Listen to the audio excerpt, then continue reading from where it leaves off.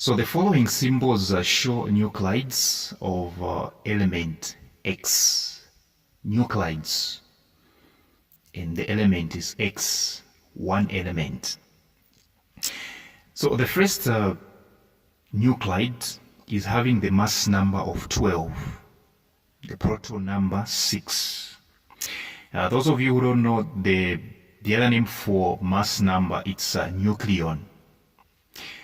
Those of you that don't know the other name for the word proton, it's atomic number. The nuclide, the second nuclide, which is the nuclide of the element X, is having the mass number 14, the proton number 6. Now let's dive right into the questions. Question A1, they're saying, what term is used to describe the two nuclides of element? What term is used to describe the two nuclides of element X? Check very well. Have you realized that these two nuclides, they have the same atomic number? They do have the same proton number. They only differ in their mass numbers.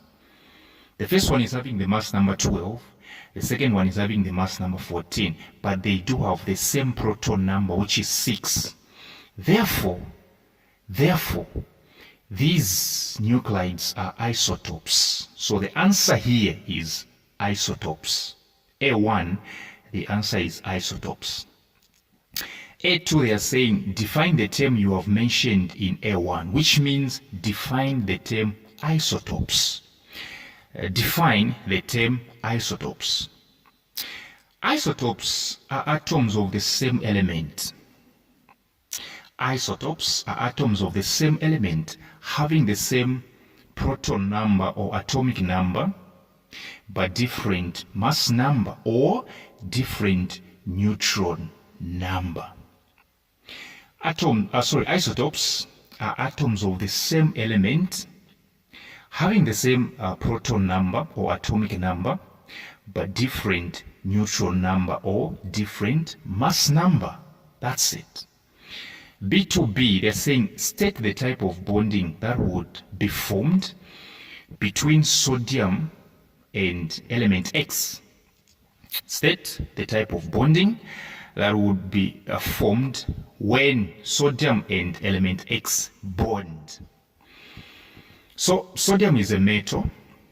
Now let's talk about element X. Look at it very well.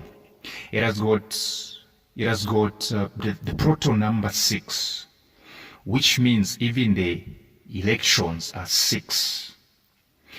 If we were to configure 6 electrons, if we were to make electron configuration of 6 electrons, we're going to have 2,4. We're going to have 2,4 because 2 plus 4 is 6. The 6 that we're able to see there. 2,4. That's 6. This means element X is in group 4. How do I know? Configuring the electrons, which are 6, if we were to arrange them, the first one is 2, the second one is 4. 2 plus 4 is 6. So the last shell is going to have 4 electrons, which means this element is in group 4. How do I know? The number of electrons in the outermost shell, or the number of electrons in the last shell, determines the group number of an element. So this element X is going to have 4 electrons in the outermost shell. Therefore, it is found in group 4. So elements in group 4, when they bond with metals such as sodium, the bonding is called ionic bonding. Ionic bonding. And the other name is electrovalent bonding. Ionic bonding, aka electrovalent bonding. So I'm trying to say sodium, which is a metal, and element X is a non-metal, like carbon. Like, in fact, this is carbon for real, like carbon. So carbon, which is a non-metal, and sodium, which is a metal, when they bond, they form what we call ionic bonding. See, Explain why most elements on the periodic table have mass numbers which are not whole numbers. Explain why most elements on the periodic table have mass numbers which are not whole numbers. How come most mass numbers on the periodic table, they have decimals? In short, that's what they're saying. How come they have decimals? When they say they are not whole numbers, they mean they have decimals. They have decimal numbers.